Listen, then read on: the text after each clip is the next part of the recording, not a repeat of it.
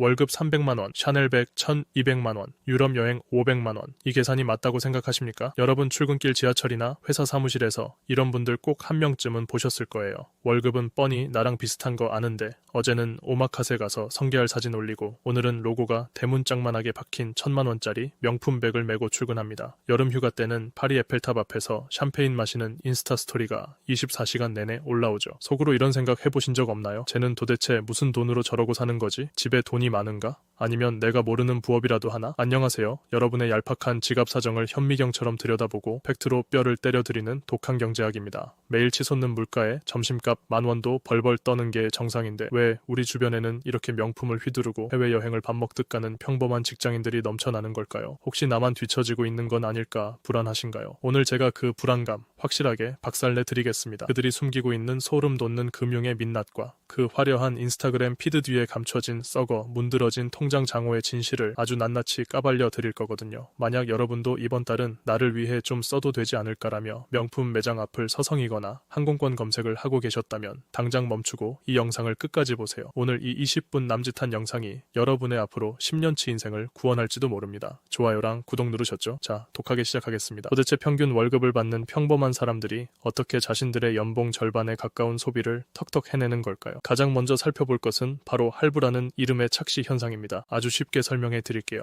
1000만원짜리 명품백을 일시불로 살 수 있는 직장인은 거의 없습니다. 이건 팩트예요. 그런데 이 1000만원이라는 거대한 벽을 신용카드가 아주 예쁘게 조각 내줍니다. 백화점에 가면 점원이 아주 친절하게 웃으면서 말하죠. 고객님, 저희 제휴카드 쓰시면 12개월 무이자 할부 가능하세요. 한 달에 83만원 정도만 내시면 이 귀한 가방을 오늘 바로 가져가실 수 있어요. 자, 여기서 뇌의 회로가 꼬이기 시작합니다. 1000만원이라는 부담스러운 숫자는 온데간데 없이 사라지고 내 머릿속에는 월 83만원이라는 숫자만 남게 됩니다. 한 달에 83만원이면 술자리 몇 번 줄이고 쇼핑 좀 덜 하면 충분히 낼 수 있지 않을까라는 미친 계산이 서는 거죠. 사람들은 흔히 이렇게 착각합니다. 어차피 살 거 무이자로 나눠 내면 화폐 가치도 떨어지니까 오히려 이득 아니야? 난 아주 합리적이고 똑똑한 소비자야 라고요. 천만의 말씀입니다. 그건 여러분의 뇌가 만들어낸 아주 끔찍한 자기 합리화예요. 할부는 돈을 나눠내는 것이 아닙니다. 할부는 미래의 내 노동력을 담보로 오늘 빚을 지는 행위입니다. 여러분은 합리적인 소비를 한 게 아니라 앞으로 12개월 동안 그 가방을 위해 노예처럼 일해야 하는 계약서에 사인을 한 겁니다. 중소기업에 다니는 28살 지민 씨의 월 실수령액은 280만 원이었습니다. 그녀는 입사 3년 차를 기념한다며 자신에게 주는 선물로 850만 원짜리 명품백을 샀습니다. 당연히 10개월 할부로요.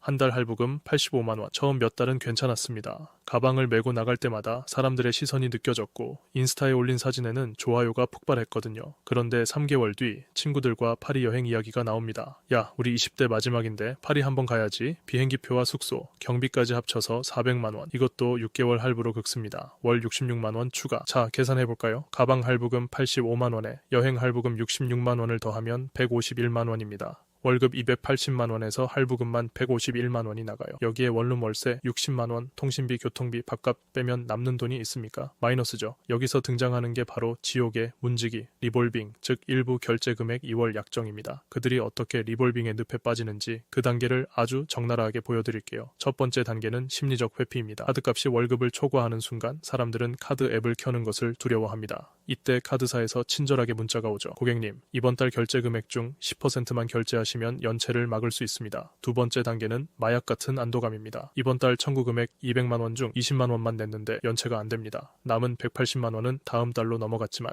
당장 통장에 돈이 남으니 안도감을 느낍니다. 다음 달에 보너스 나오면 다 갚아야지라고 다짐하죠. 세 번째 단계는 복리 이자의 늪입니다. 리볼빙의 법정 최고 금리는 거의 20%에 달합니다. 사채 수준이에요. 남은 180만 원에 엄청난 이자가 붙고 다음 달에 또 할부금과 생활비가 더해집니다. 이제는 매달 이자만 내기도 벅찬 상태가 됩니다. 가방은 이미 옷장에 처박혀 있고 파리 여행의 추억은 희미해졌지만 빚은 눈덩이처럼 불어나 그녀의 목을 조르기 시작합니다. 독한 경제학님, 리볼빙은 안 좋은 거 알겠는데 전 무이자 할부만 쓰니까 문제 없어요라고 억울해하시는 분들 계시죠? 잘 들으세요. 카드사가 자선사업가입니까? 그 무이자 혜택 다 가방 가격과 수수료에 녹아있는 겁니다. 더 무서운 건 무이자 할부가 여러분의 소비 저항력을 완전히 박살낸다는 거예요. 한 달에 10만 원씩 나가는 무이자 할부가 5개면 50만 원입니다. 여러분은 매달 통장에서 50만 원이 그냥 증발하는 셈인데 난 무이자로 샀으니까 똑똑해라며 자위하고 있는 거라고요.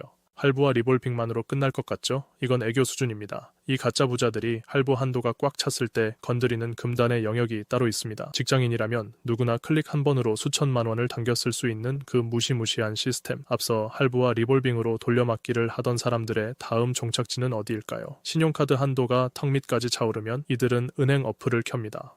그리고 직장인이라는 타이틀이 주는 가장 달콤하고도 치명적인 독약, 마이너스 통장과 신용대출에 손을 뻗게 되거든요. 마이너스 통장, 흔히 마통이라고 부르죠. 초등학생도 이해하기 쉽게 비유해드릴게요. 마통은 여러분 통장에 꽂힌 현찰이 아닙니다. 은행이 여러분 목에 아주 얇고 투명한 목줄을 걸어놓고 네가 원할 때마다 이 줄을 당겨서 돈을 써. 대신 당긴 만큼 매일매일 이자라는 피를 빨아먹을게라고 하는 계약이에요. 한도 3천만 원짜리 마통이 뚫리는 순간 사람들은 통장에 잔고가 3천만 원 생긴 것처럼 착각합니다. 스마트폰 화면에 찍힌 출금 가능 금액 3천만 원이라는 숫자가 뇌를 마비시키는 거예요.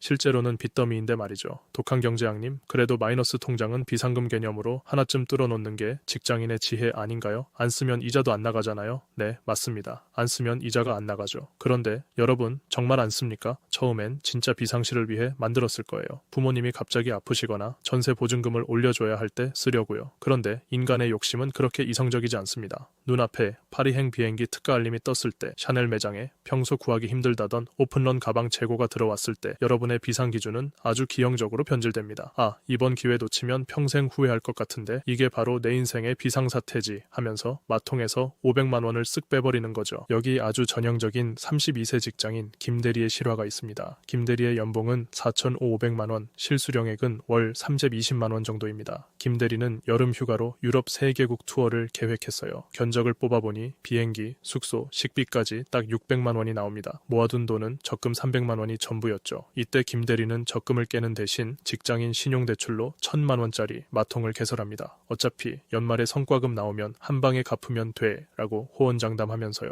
유럽에 가서 600만 원을 신나게 씁니다. 파리 샹젤리제 거리에서 200만 원짜리 명품 지갑도 하나 질렀죠. 유럽까지 왔는데 이거 하나 안 사면 바보지. 한국보다 훨씬 싼데 하면서요. 결과는 어떨까요? 연말의 성과급이 예상보다 반토막이 났습니다. 마통 장호는 마이너스 800만 원, 이자로 매달 나가는 돈만 수만 원입니다. 에이, 한 달에 몇만 원 안 되는데 뭐 어때? 라고 생각하시죠? 원금이 전혀 줄지 않는다는 게 문제입니다. 김 대리는 그 이후로 월급이 들어와도 마통을 메꾸는데 다 써버리고 생활비가 부족해지면 다시 마통에서 돈을 빼쓰는 기적의 무한 루프에 빠지게 됩니다. 이 악순환에 빠지는 과정을 단계별로 분해해 보겠습니다. 첫 번째 단계는 심리적 허들의 붕괴입니다. 처음 마이너스 100만 원이 찍힐 때는 심장이 철렁합니다. 어떻게든 다음 달 월급으로 메꾸려고 아등바등하죠. 두 번째 단계는 감각마비입니다. 마이너스 500만 원쯤 되면 뇌가 포기합니다. 어차피 이번 달에 다 못 갚아. 이때부터는 밥을 먹든 커피를 마시든 내 돈이 아니라 은행 돈으로 결제하는 것에 아무런 죄책감을 느끼지 못합니다. 세 번째 단계는 극한의 자기 합리화입니다. 한도 1,000만 원이 꽉 차면 이들은 소비를 줄이는 게 아니라 은행에 전화를 겁니다. 저기요, 저 연봉 올랐는데 한도 증액되나요? 한도를 2천만 원으로 늘리고 다시 빈 공간을 명품과 호캉스로 채워 넣습니다. 완전한 파멸이죠. 그래도 젊을 때,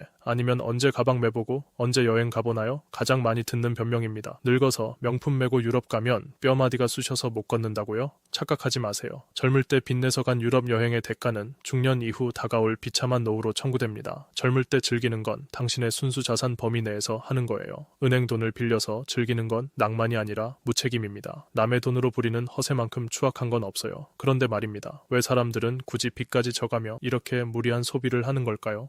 혼자 방구석에서 가방 끌어안고 만족하려고요? 절대 아닙니다. 이 모든 비극의 중심에는 여러분의 손에 들려있는 6인치짜리 도파민 제조기가 있습니다. 여러분의 통장을 갉아먹는 진짜 범인 SNS에 대해 파헤쳐 보겠습니다. 자, 솔직해져 봅시다. 만약 무인도에 혼자 떨어졌는데 샤넬 백이 1,000만 원, 에르메스 백이 2천만 원이라면 여러분은 그거 사시겠어요? 안 사죠. 코코넛 주워 담기에는 이케아 1,000원짜리 파란 장바구니가 최고거든요. 우리가 명품을 사고 비즈니스 클래스를 타고 5성급 호텔 애프터눈 티 세트를 먹는 진짜 이유는 단 하나입니다. 남들에게 보여주기 위해서. 이걸 전문 용어로 과시적 소비라고 하지만 저는 SNS 도파민 중독이라고 부르겠습니다. 인스타그램이라는 공간은 일종의 거대한 투기장입니다. 누가 더 돈이 많은 척하는지, 누가 더 행복한 척하는지 겨루는 콜로셈이죠. 여러분이 산 1,000만 원짜리 가방은 가방 그 자체가 목적이 아닙니다. 인스타 피드에 올렸을 때 쏟아지는 헐대박, 너무 예쁘다, 부러워 같은 댓글과 좋아요, 하트를 사기 위한 입장권일 뿐이에요. 전 그냥 제 예쁜 순간을 기록하는 건데요. 자기만족이에요. 정말요. 기록이 목적이면 스마트폰 갤러리에만 있으면 저장해두면 되잖아요. 굳이 전체 공개로 해시태그 15개씩 달아서 올리는 이유가 뭡니까? 내심 남들이 봐주고 부러워해주길 바라는 그 알량한 인정 욕구 때문이잖아요. 왜 솔직하게 인정을 못합니까? 남의 시선에 미치도록 신경을 쓰니까 빚을 내서라도 그 대열에 합류하려고 발버둥 치는 거잖아요. 주말에 서울 시내 5성급 호텔 라운지 가보셨어요? 망고빙수가 하나에 10만 원을 넘습니다. 거기 앉아있는 이촌삼봉 직장인들 관찰해보면 진짜 코미디가 따로 없어요. 빙수가 나오면 20분 동안 아무도 안 먹습니다. 온갖 각도로 사진만 찍어요. 가방 로고가 잘 보이게 배치하고 영수증 끄트머리가 살짝 보이게 세팅합니다. 야, 샤넬 로고가 좀 더 오른쪽으로 오게 해봐. 그렇지. 아, 필터 이거 말고 파리 감성으로.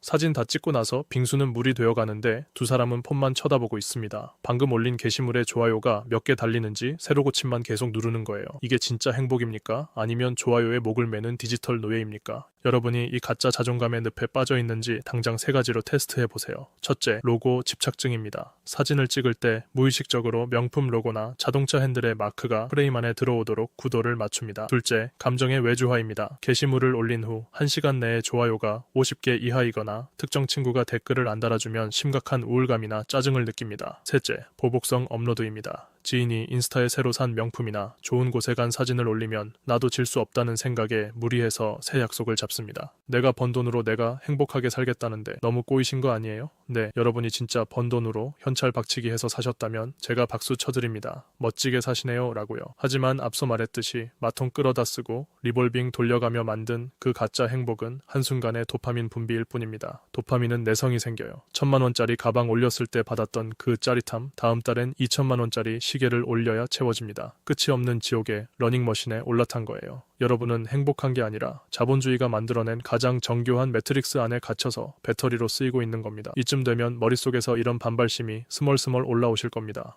회사에서 부장한테 그렇게 깨지고 야근하고 쥐꼬리만 한 월급 받는데 1년에 한 번 이 정도 보상도 못 해주면 인생 무슨 낙으로 사나요? 아, 그놈의 나를 위한 선물. 대한민국 직장인들의 통장을 거덜내는 가장 악질적인 마케팅 용어. 그 소름 돋는 보복 소비의 민낯을 아주 뼈아프게 해부해드리겠습니다. 자본주의 사회에서 가장 사악하고 끔찍한 마케팅 용어가 뭔지 아십니까? 바로 나를 위한 선물과 보복 소비입니다. 나를 위한 선물은 아주 정교하게 설계된 심리적 마취제입니다. 회사에서 부장님한테 영혼까지 털리고 만원 지하철에서 이리저리 치이고 통장 잔고를 보며 한숨 쉬는 여러분의 그 스트레스를 자본주의는 아주 달콤하게 파고듭니다. 당신은 소중하니까, 당신은 이 정도 누릴 자격이 있으니까 카드를 긁으세요. 이건 여러분의 멘탈을 치유해주는 게 아닙니다. 잠시 현실의 고통을 잊게 만드는 진통제에 불과해요. 약효가 떨어지면 어떻게 됩니까? 고통은 2배, 3배로 커져서 돌아옵니다. 스트레스 때문에 소비를 했는데 그 소비 때문에 빚이 생겨서 더 큰 스트레스를 받는 기적의 쳇바퀴가 완성되는 거죠. 어떤 분들은 아주 당당하게 이렇게 말합니다. 독한 경제학님, 그 가방 하나 샀더니 회사 갈 맛이 나더라고요.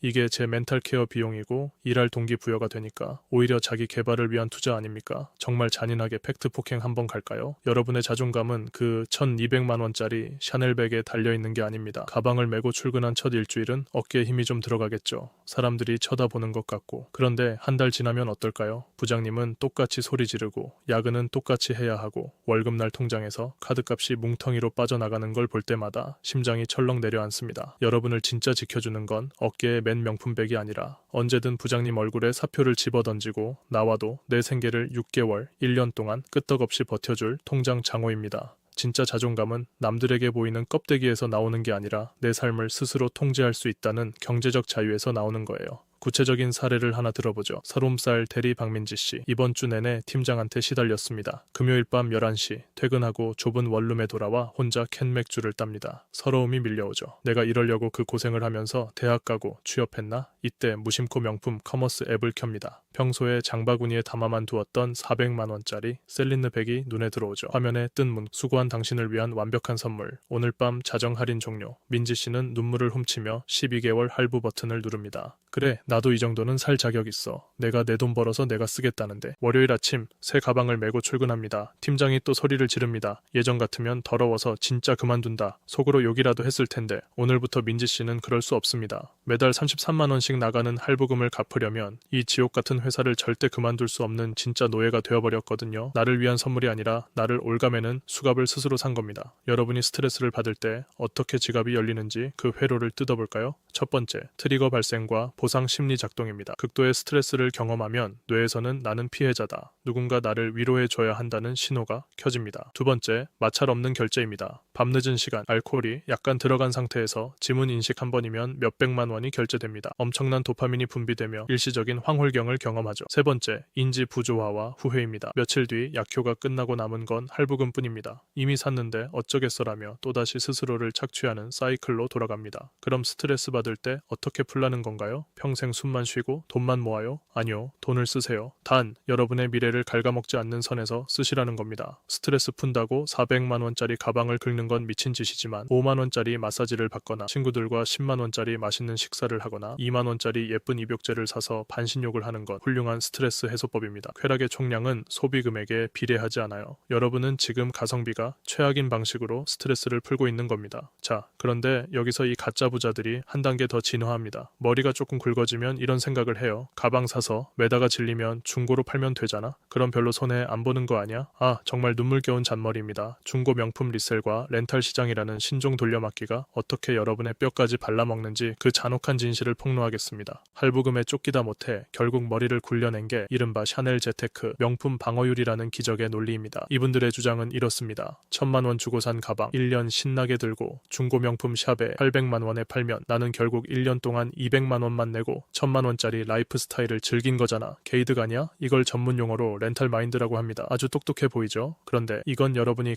감가상각이라는 경제학의 기본 원리와 중고 딜러들의 셈법을 전혀 모르기 때문에 하는 소리입니다. 아니, 뉴스 보니까 에르메스나 샤넬은 프리미엄 붙어서 더 비싸게 팔리던데요. 그건 텐트 치고 노숙해서 백화점 오픈런을 뛰거나 1년에 수천만 원씩 꼬박꼬박 갖다 바치는 VIP들이나 받을 수 있는 극소수의 희귀 모델 이야기고요. 여러분이 큰맘 먹고 사는 국민 문신템, 즉 누구나 아는 그 흔한 디자인의 가방들은 매장 문을 나서는 순간 가격이 수직낙하합니다. 여러분은 전문업자가 아닙니다. 그냥 호구 잡히기 딱 좋은 개인 판매자일 뿐이에요. 실제 사례 하나 까봅시다. 29세 초의 사원, 1년 전에 큰맘 먹고 600만 원짜리 디올 가방을 샀습니다. 1년 뒤 새로운 가방이 눈에 들어와서 이걸 팔고 갈아타려고 중고 명품 샵에 갔죠. 마음속으로는 그래도 상태 좋으니까 450만 원은 받겠지라고 생각했습니다. 그런데 감정사가 요리조리 보더니 이렇게 말합니다. 고객님, 모서리 까짐이 살짝 있고요. 손잡이에 유분기가 배었네요. 이 모델 작년에 유행지나서 매물이 넘칩니다. 저희가 매입할 수 있는 가격은 250만 원입니다. 최 사원은 충격에 빠집니다. 제가 얼마나 아껴 들었는데요? 감정사는 코웃음을 칩니다. 결국 눈물을 머금고 250만 원에 팝니다. 계산해볼까요? 600만 원에 사서 250만 원에 팔았으니 350만 원 손해죠. 여기서 끝이 아닙니다. 600만 원을 12개월 할부로 살 때 냈던 수수료이자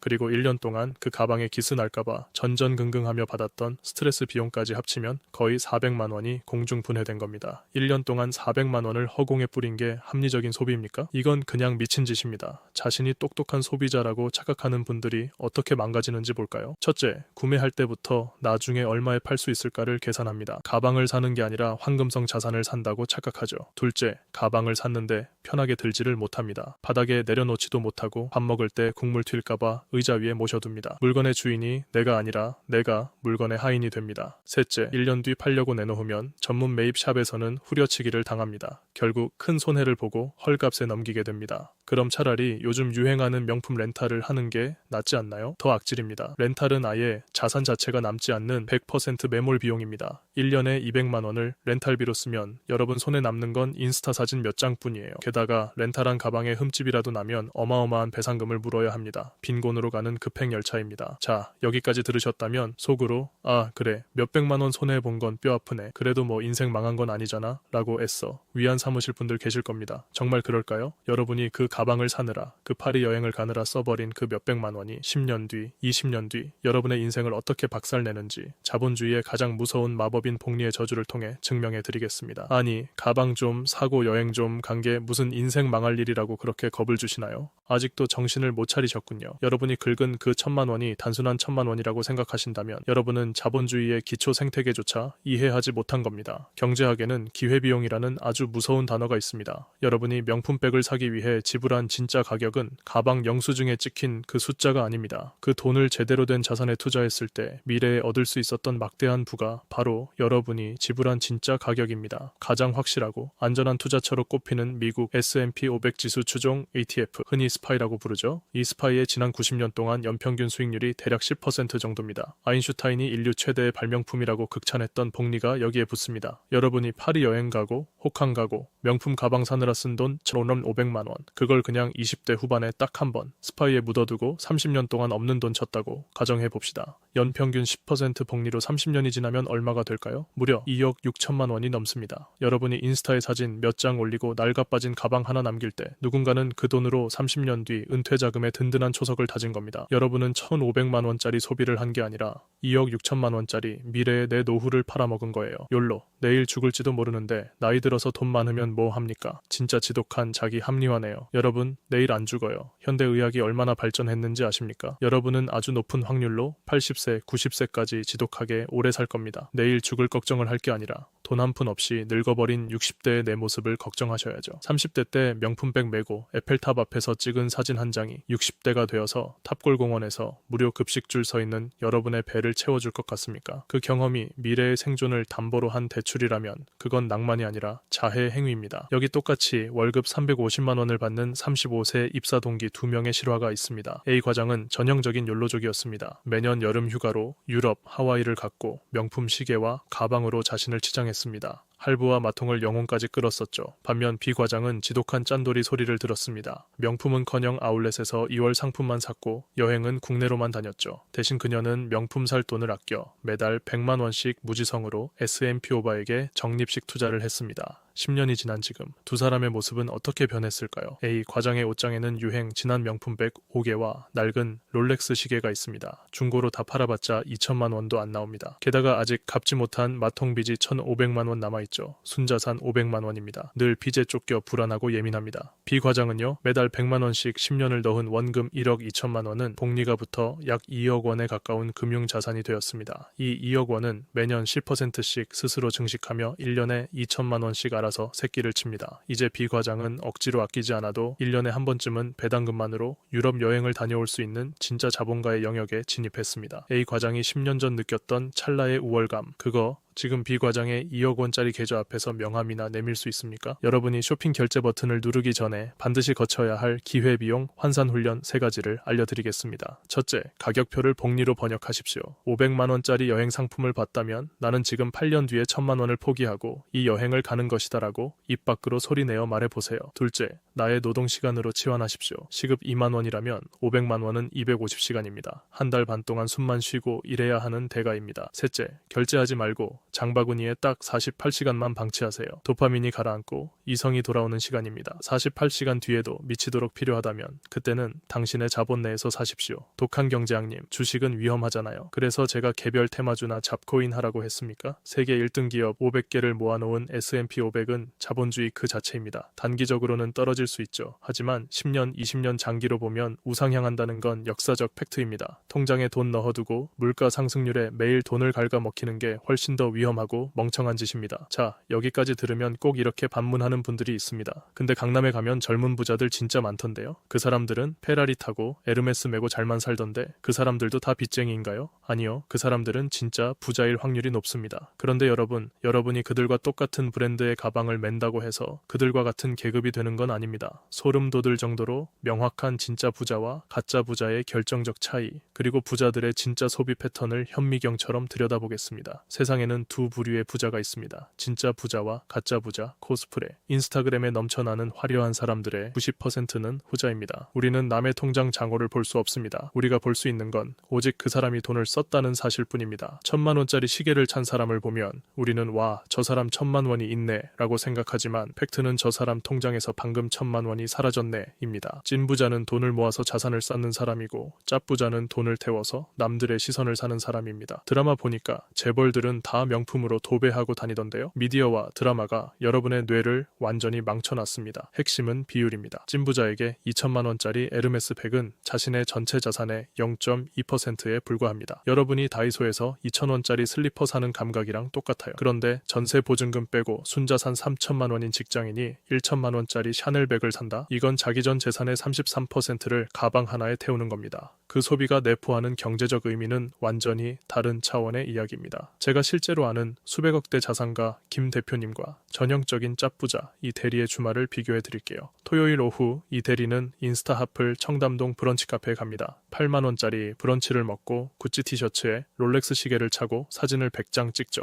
통장 잔고는 간당간당하지만 남들이 자기를 부자로 봐주는 그 시선에 취해 있습니다. 같은 시간 수백억을 가진 김 대표님은 뭘 하고 있을까요? 후줄근한 무지 티셔츠에 반바지를 입고 동네 국밥집에서 1만원짜리 순대국을 먹습니다. 밥 먹으면서 스마트폰으로 경제 기사를 읽거나 부동산 데이터를 확인하죠. 김 대표님은 굳이 브랜드를 온몸에 휘감아 남들에게 자기를 증명할 필요가 없습니다. 이미 법인 계좌와 주식 잔고가 자신의 가치를 증명하고 있으니까요. 진짜 부자들은 시간을 벌고 자산을 불리는데 돈을 쓰지 남의 시선을 사는데 돈을 낭비하지 않습니다. 여러분이 누군가를 롤모델로 삼고 싶다면 세 가지를 확인하세요. 첫째, 저 사람이 돈을 버는 방식이 노동을 갈아 넣는 것인가 시스템인가. 둘째, 로고가 보이지 않는 스텔스 럭셔리를 선호하는가. 명품 로고로 도배되어 있다면 자격지심을 감추려는 가짜 부자일 확률이 높습니다. 셋째, 과거의 소비를 자랑하는가, 미래의 투자를 이야기하는가. 그래도 좋은 가방 들어야 좋은 인맥이 꼬이지 않나요? 억지로라도 부자처럼 보여야죠. 여러분, 진짜 돈 많고 능력 있는 사람들은 바보가 아닙니다. 몇 마디 섞어보면 이 사람이 빚내서 껍데기만 치장한 속빈 강정인지 5분 만에 간파합니다. 억지로 부자 코스프레를 해서 꼬이는 인맥은 사기꾼이거나 여러분을 등쳐먹으려는 사람뿐입니다. 진짜 강력한 인맥은 통장 장외의 아우라에서 자연스럽게 끌려오는 겁니다. 자, 팩트 폭행은 여기까지 하겠습니다. 지금쯤 뼈를 너무 세게 맞아서 머리를 쥐어뜯고 계실 겁니다. 독한 경제학님, 알겠어요. 그럼 이제 어떡하죠? 이 쓰레기 같은 소비 습관을 어떻게 뜯어 고쳐야 합니까? 병을 진단했으면 처방전을 드려야죠. 여러분을 파멸의 구렁텅이에서 끌어올려줄 독한 경제학의 3단계 금융 디톡스 생존 루틴을 공개합니다. 당장 오늘부터 실천하지 않으면 여러분의 노후는 박스 줍는 삶으로 확정됩니다. 여러분이 상한 음식을 먹고 식중독에 걸렸다고 칩시다. 소화제 몇 알 먹 다시 피자를 입에 밀어 넣습니까? 아니죠. 화장실에 가서 위장을 싹 다 비워내야 합니다. 지금 여러분의 통장 상태가 딱 그 식중독에 걸린 상태입니다. 할부, 마이너스 통장, 리볼빙이라는 독소들이 혈관을 타고 온몸을 돌고 있어요. 소극적인 처방으로는 절대 안 낫습니다. 썩은 살을 도려내는 물리적이고 강제적인 디톡스가 필요합니다. 안 쓰고 어떻게 살아요? 차라리 투잡을 뛰어서 돈을 더 벌게요. 소비 습관이라는 독은 지금 바닥이 통째로 날아가 있습니다. 투잡 뛰어서 한 달에 50만 원 더 벌면 뭐 할 겁니까? 나 고생했으니까 하면서 호캉스 결제할 텐데요. 지출을 통제하는 댐부터 쌓지 않으면 투잡으로 번 돈은 이자 갚는데 빨려 들어갈 뿐입니다. 뼈 깎는 지출 통제가 무조건 1순위입니다. 제가 직접 컨설팅해서 사람 만들어 놓은 31세 이 대리의 생존기를 들려드리죠.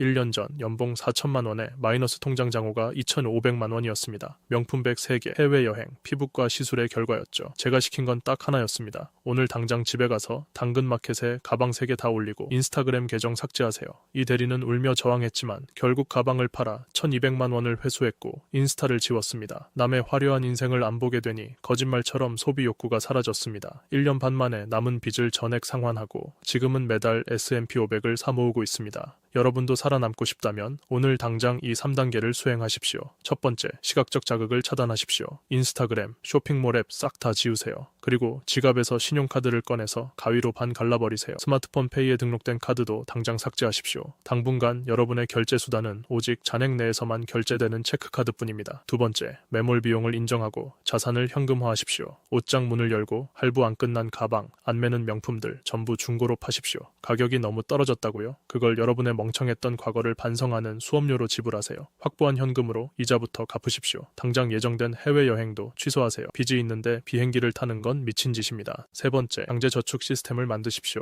월급이 들어오자마자 정확히 50%를 쉽게 깰 수 없는 타은행 적금이나 증권사 계좌로 자동이체 시키세요. 남은 돈으로 월세 내고 진짜 쪼들리게 살아보는 겁니다. 그렇게 6개월 살아보면 깨닫게 됩니다. 아, 나 이거 없어도 안 죽고 잘만 사는구나. 체크카드만 쓰다가 급전이 필요하면 어떡해요. 그래서 필요한 게 비상금 파킹 통장입니다. 최소한 내 숨만 붙어있을 수 있는 3개월에서 6개월치 생활비는 현금으로 들고 있어야 합니다. 이 비상금 통장이 꽉 차기 전까지는 여행도 명품도 사치입니다. 급전이 필요할 땐 그 비상금을 쓰는 거지 다시 카드사의 노예로 들어가는 게 아닙니다. 자, 길고 독했던 오늘의 이야기 어떻게 들으셨습니까? 여러분의 가슴에 비수가 꽂혔다면 저는 오늘 제 역할을 다 한 겁니다. 오늘 영상을 딱 3줄로 요약해드리겠습니다. 첫째, 여러분이 긁은 무이자, 할부와 빚내서 떠난 여행은 미래의 나를 노예로 팔아넘긴 끔찍한 계약서다. 둘째, 인스타그램 속 껍데기 부자들을 부러워하지 마라. 진짜 부자는 명품 로고가 아니라 두둑한 주식 장호와 배당금으로 증명한다. 셋째, 당장 스마트폰에서 쇼핑 앱과 SNS를 지우고 가방을 팔아치운 뒤 강제 저축 시스템을 만들어라. 영상 초반에 제가 던졌던 질문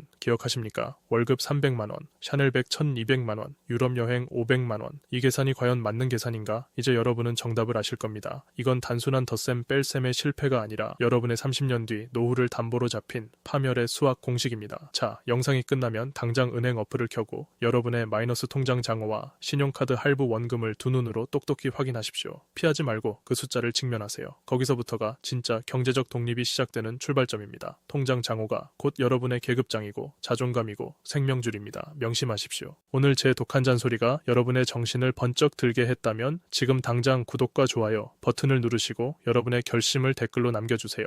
스스로 선언을 해야 지킬 수 있습니다. 다음 영상에서는 빚을 다 갚은 여러분이 어떻게 본격적으로 자본주의의 진짜 무기를 휘두를 수 있는지, 0원에서 1억을 만드는 독한 투자법으로 돌아오겠습니다. 지금까지 여러분의 통장을 살려내기 위해 기꺼이 악역을 자처하는 독한 경제학이었습니다. 감사합니다.